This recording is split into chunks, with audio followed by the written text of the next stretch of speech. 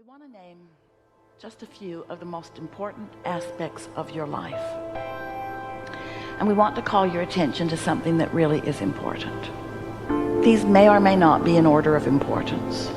They're all going to seem important to you, but your Earth spins in its orbit in perfect proximity with other planets. Not your job. Your sun comes up every morning. Not your job. The water of your planet moves around in a pattern that serves your planet in terms of balance and energy and food supply. Not your job. Your blood pumps through your body while you sleep. Not your job.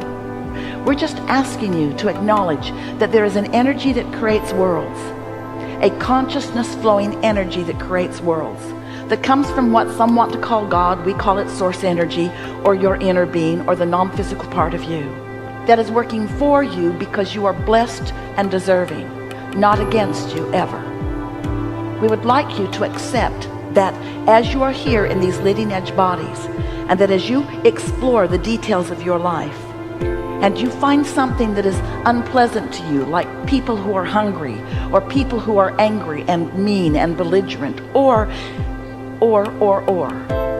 that when you experience the exposure of that, and you feel the offness of it, that you give birth to a rocket of desire that is then understood by this energy that creates worlds.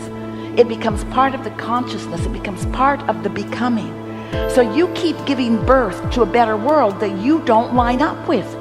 You give birth to a better world all day long.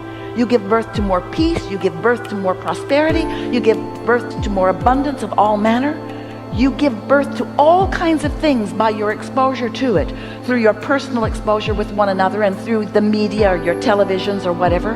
You are exposed to so much that makes you do what you were born to do. Decide and define what would be better. But then you don't go to what's better because you keep focusing upon the problem that you've been exposed to. We want you to step back just for a little while. Try it for a month. The power of a non-resistant thought is a comparison of like an atomic bomb to a firecracker. The relationship of the energy and the movement of the energy within it, the power of a non-resistant thought. Try it. Try it just a little. Not even all the time, just a little more. Daydream a little bit and see what happens. Let your mind wander, or think about when your mind did wander and what it produced.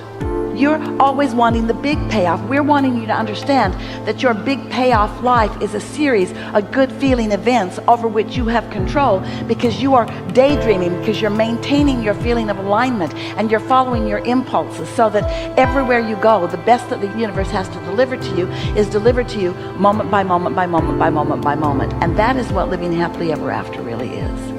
There is nothing that you cannot be or do or have. But you cannot hold yourself in vibrational resistance as your practical mind keeps taking score of where you are instead of where you want to be. You've been barking up the wrong tree for quite a long time. It's time for you to start being nicer to yourself and daydreaming more and being happier about things and giving yourself more leeway and going to more places where you feel good and looking for more vistas that you can sit and look at, and more daydreaming, more just giving yourself the opportunity to let your mind be still while your vibration rises, so that then you can receive the impulse to put you in the right place at the right time for the things that you are looking for. So what does it feel like to you when you are tuned in to that source energy? It feels like interest, or it feels like enthusiasm. It feels like love. It feels like appreciation. It feels like lack of resistance. It doesn't feel like jealousy, and it doesn't feel like guilt, and it doesn't feel like blame, and it doesn't feel like wanting to make trouble for someone. It doesn't feel like hatred. It feels like love. It doesn't feel like confusion. It feels like clarity. It doesn't feel like fear. It feels like autonomy and strength and invincibility. When you are in sync with your source energy, with your inner being, you feel wonderful in that moment.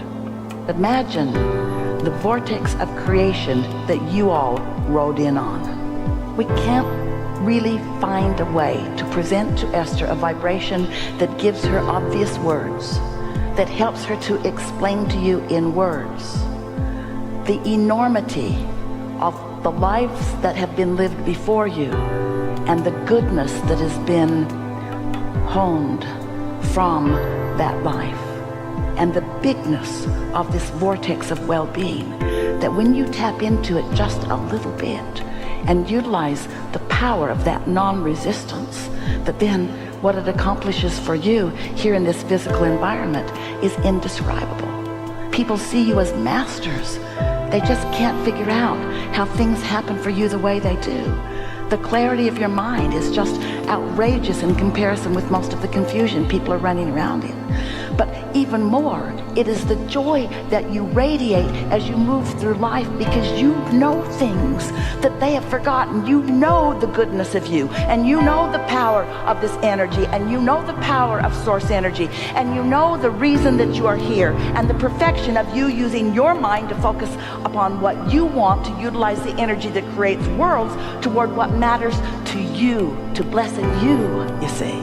Don't you sort of just want to get into your focus and get into your alignment? Don't you want to meditate and allow your vibration to rise? And don't you want to just be nicer to yourself more of the time? And don't you want to spend more time in the daydream and less time facing reality? Don't you want to be a creator of magnificent reality?